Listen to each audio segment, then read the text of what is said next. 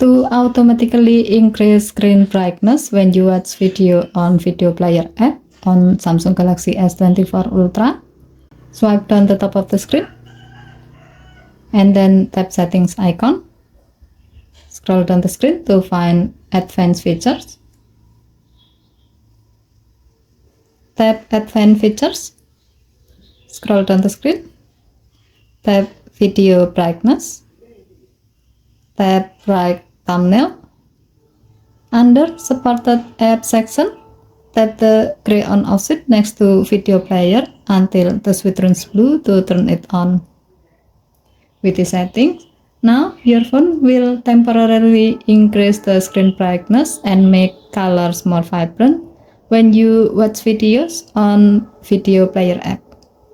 Okay, thank you for watching. Please help to like and subscribe. Have a nice day.